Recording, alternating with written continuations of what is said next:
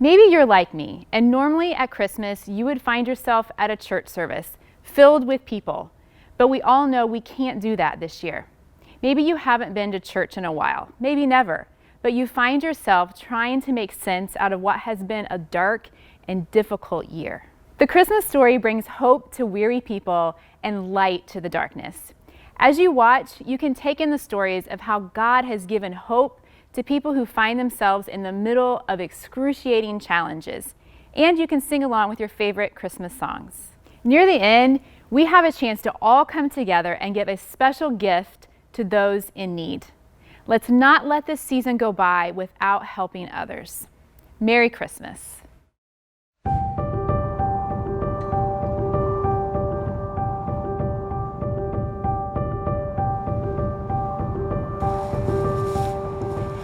Have you ever thought about the light and just how important it is? Light makes life on earth as we know it possible, but we take it for granted because we've always had it. It just is. But long ago, when God made the universe, when He made the earth, everything was totally different from the way it is now. The earth was like a thick soup of the deepest, darkest nothingness that you could ever imagine. And then God simply spoke and said, "Light." And from that moment, the earth began to transform into a place full of light, full of life, and full of possibilities. Things were very good. But then, much of that goodness and those possibilities were lost. Why? Well, the light that God had caused to shine both in and on His chief creation, humankind, that light was dimmed when they chose in their hearts and minds darkness instead of light. And though we can still see light from the moon and the sun and the stars, we can also see and feel the darkness. It touches each one of us every single day, and it touches us in the form of racism and injustice, poverty and corruption, abuse and neglect, lost jobs and broken relationships. We especially feel the darkness in sickness and death. And somewhere deep inside of us, we know this is not how the world should be. We live and move in darkness, and we desperately need the light to come into our night. But what if that light has already come?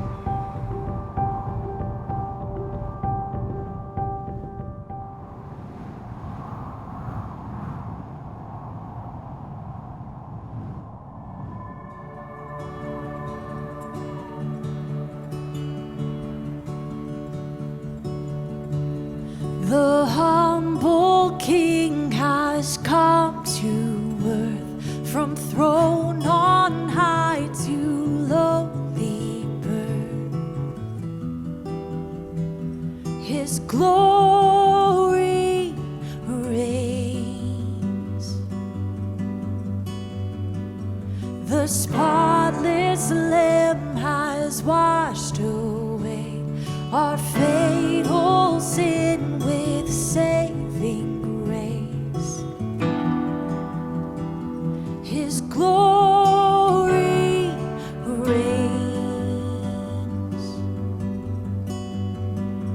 The man of sorrows crucified, for love He bleeds and love He dies. His glory reigns. Christ the King is born. Crown Him, seated on His throne. Hail Him.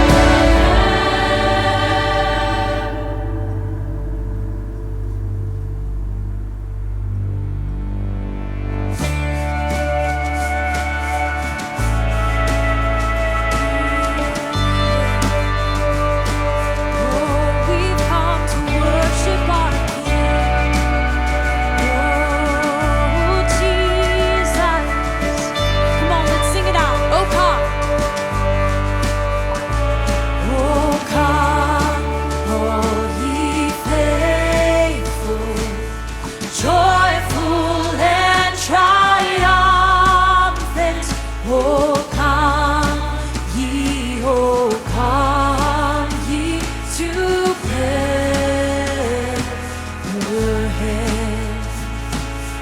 Come and behold Him, born the King of ages. Oh, come let us adore Him. Oh, come let us adore Him. Oh, come let us adore Him, Christ the Lord. We adore you, Jesus. Sing, choirs of angels, sing in exaltation. Sing, all ye citizens of heaven above. Glory to God, all glory in the highest. Oh, come let us adore Him. Oh, come let us adore Him. Oh, come let us adore Him, Christ the Lord.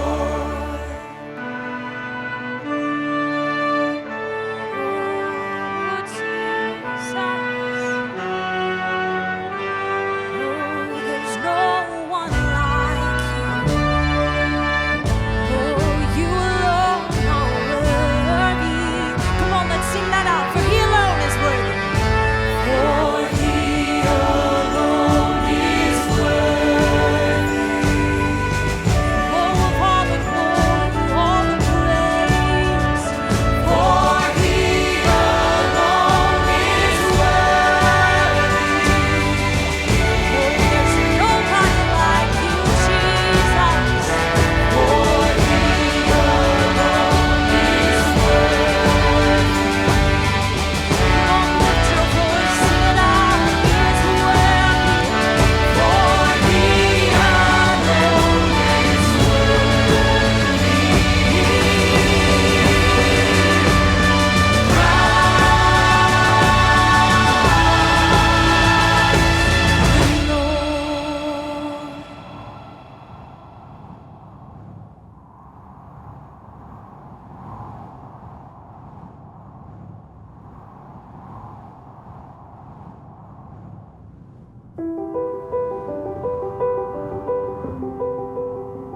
This year has felt, for me, more disconnected than ever. I live in a new place, away from my family, away from my childhood friends, my lifelong friends, my college friends. I live in a place where I'm single. I live in a place where I'm meeting with my friends and talking to them via text message and FaceTime and Zoom. And it doesn't feel real. It doesn't feel connected. It doesn't feel authentic. In the midst of a pandemic, singleness seems more far-reaching and desperate and lonely than it ever has. It feels like something that is now just going to be a part of my life.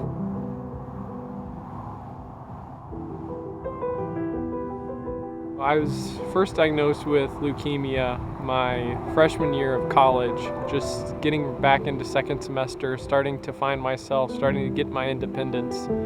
And that was really all stripped away. I had to go through some really intense treatment for about a year, continued treatment for close to 3 years, and then starting to get myself together and get close to graduation, and my cancer relapsed. There were definitely a couple of moments, whether it was in the hospital or in the days and months after, where I was really just crippled by fear of what comes next. Is today the day that my cancer comes back? Is today the day that I die?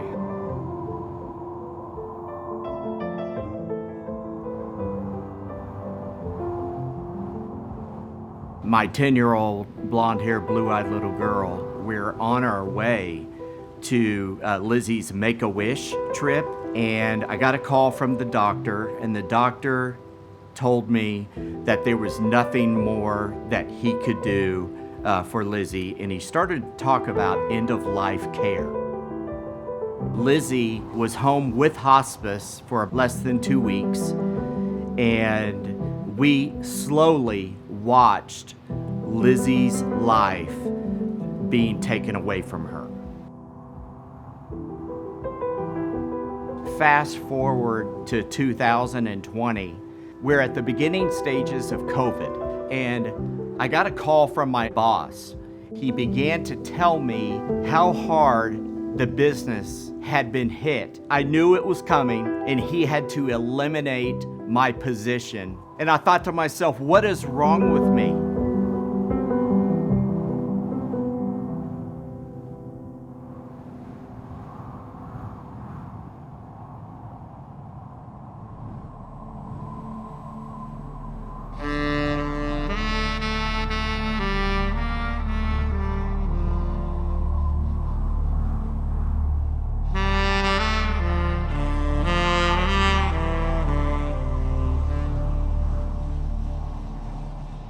Oh come, Emmanuel,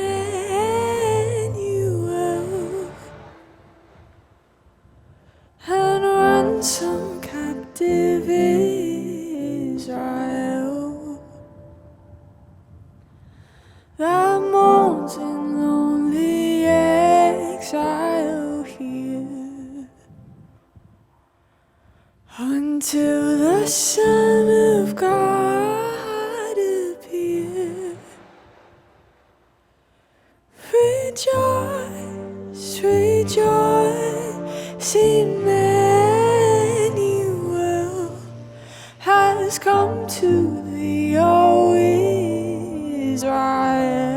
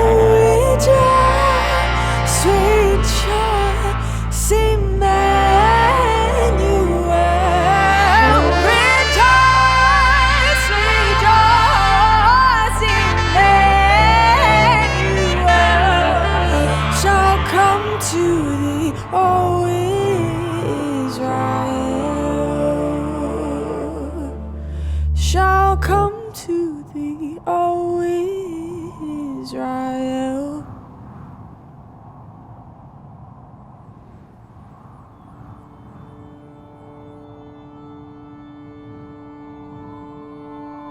There is an old hymn that was very important to my family and my church growing up. As a young person, it didn't mean that much to me, but it does now. The words of that hymn, a portion of it say, "Great is thy faithfulness, Lord, unto me. Morning by morning, new mercies I see. All I have needed, thy hand has provided. Great is thy faithfulness, Lord, unto me." That me means something different now. God has met me and shown me his faithfulness in 2020. He's met me in the hard spaces. He's met me in those small moments of joy. But morning by morning, his mercies I continue to see.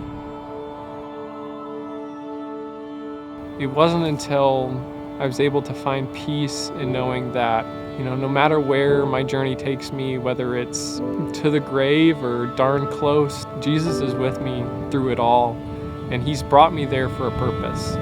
And if he's with me no matter what, then what do I have to really be afraid of? Over the past 2 years, God has been there. God has comforted us. He is our refuge. And those are the promises that I needed to hear. Those are the promises from God that my family needed to hear. I now know through the heartbreak, through the disappointment, that God is definitely in control, that God is still with me. My disappointment was not the end of my life.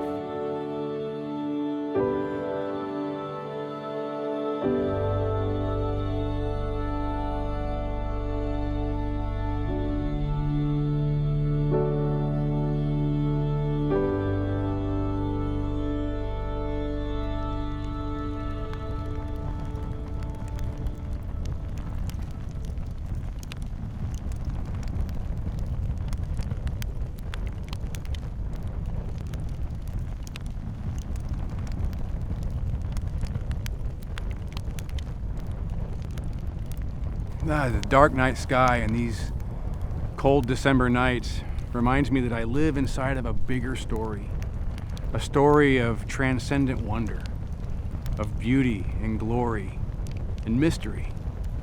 The more we learn how ridiculously vast this universe is, with millions of massive galaxies, that each of them have billions of stars like our sun. If you believe in God, the more we know about this universe tells you all you need to know about God's power and intelligence and transcendent beauty and glory and majesty. But these long December nights are also poetic in a way because we live in a long night. Night in the Bible is sometimes a metaphor for evil. I don't know if your worldview has a place for the concept of real evil, but I think we all have this inner sense that this world is not as it ought to be, as if deep down we all have this intuitive knowledge it was supposed to be different. That we really do live in a kind of upside down where evil has its grip on this world. Racism, war, hatred, violence, cruelty, abuse, loss of jobs, loss of family, pandemics, sickness, death. The sad stories that we read today will just give way to another sad story we'll have to read tomorrow. I think we all know it was supposed to be different. The paradox of the Christmas story is that the God that created this universe became human, entered the human race, entered the story of this world, and allowed himself to suffer and be crucified by the proud and powerful leaders of the night. But in doing that, he broke the power of evil upon this world because he broke through the other side of death by rising from the dead. You know, it's Jesus' resurrection that's the only reason why you and I have even heard the name Jesus 2,000 years later. Think of this. Next week, everybody in the world is going to advance their calendar one more year since Jesus lived, whether they realize that's why they're doing it or not. The magic of the Christmas story is that the God that created this universe wrote himself into the story of this world as its main character, to change the story of this future, of this world. Now Jesus is the overarching context of your life and everything in it. It's amazing to think that God that created this universe is bringing his light to overcome this long night of the upside down. And he is bringing his light of transcendent glory and wonder and beauty and mystery back into the story of this earth forever when Jesus returns. This may seem silly to you, I don't know, but that's why I love Christmas lights. I love looking at Christmas lights shining in the night because to me, they're a sign, not a sign of tradition or family or memories or nostalgia. Those are great things, and if you have those things, if those are blessings, that's great. Be thankful for them. But the more you make Christmas about those things, to be honest, the more Christmas is going to become something that brings grief and sadness in your life, because in this long night of the upside down, loss of life, loss of years, loss of family and loved ones is the unavoidable future. But Christmas is the story of light overcoming the darkness. He is all in because Jesus has been born and he has risen from the dead and he is human forever and he is part of this future forever. He is all in this world and in your life and in your future. This is the story your life is in because God is now your light in the night.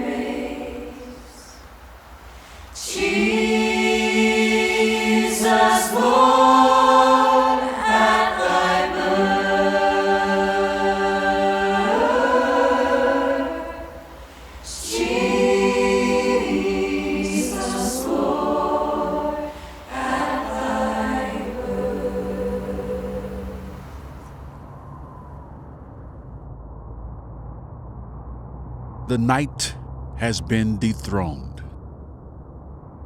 Jesus is King. Now arise, shine, for your light has come.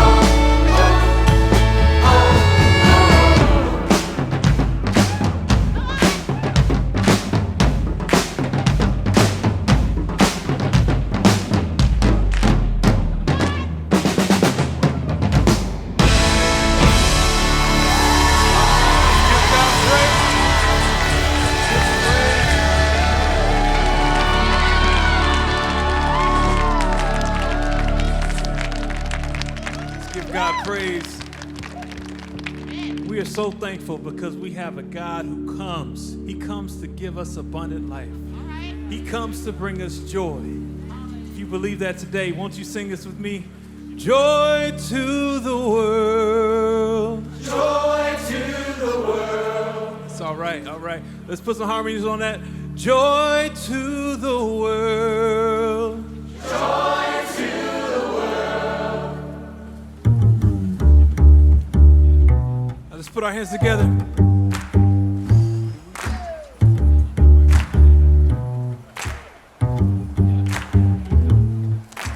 Joy to the world, the Lord is come. Let earth receive her King. Let every heart prepare him room. And heaven and nature sing, and heaven and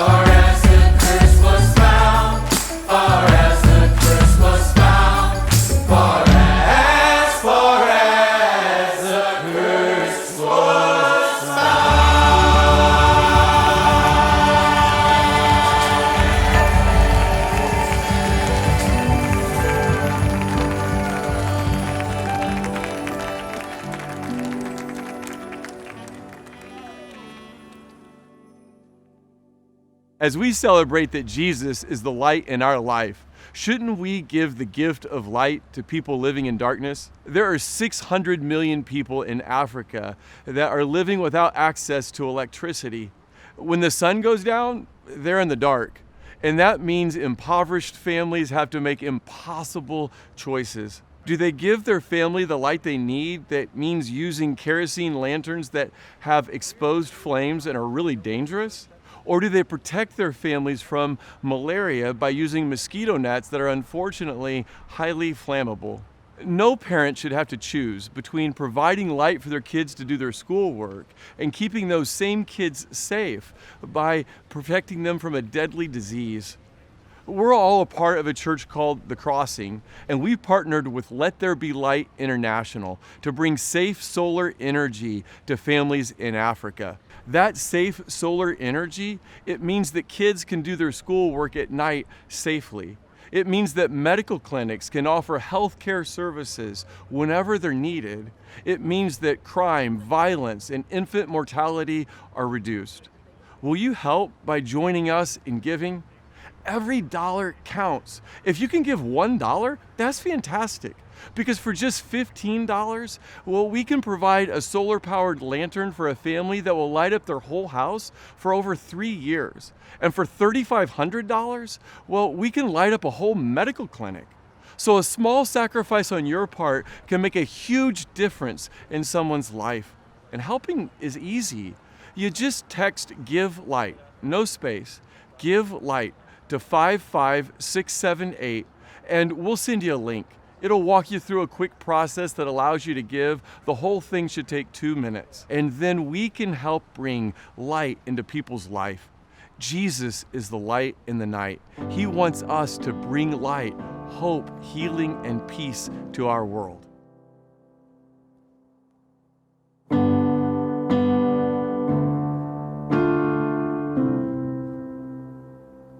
Oh, day of peace that dimly shines through all our hopes in prayers and dreams.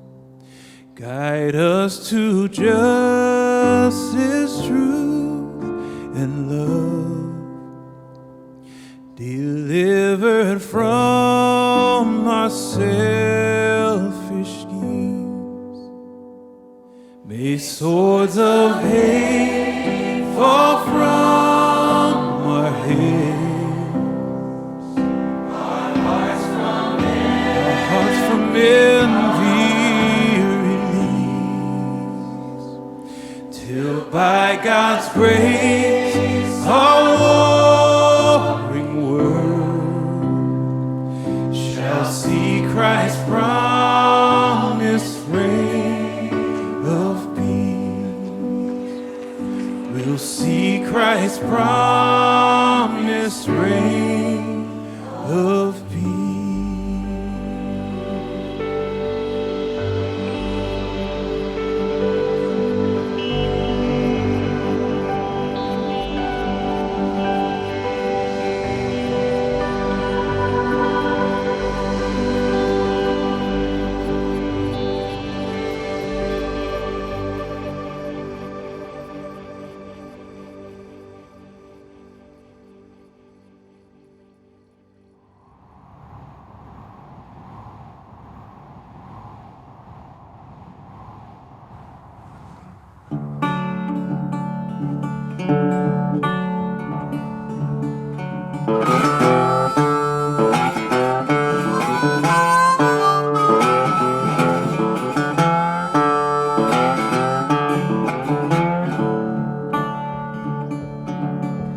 Christ is coming, let creation from her groans and trebles cease. Let this glorious proclamation hope, restore, and faith come on down, come on down, come on down. Haste that joyous jubilee. Come on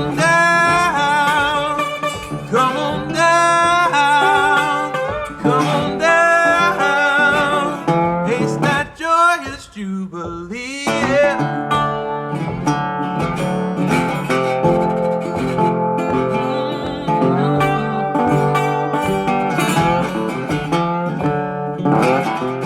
Long thy people have been pining for thy peace and rest in thee. Soon in heavenly glory shining, their restorer shall be seen.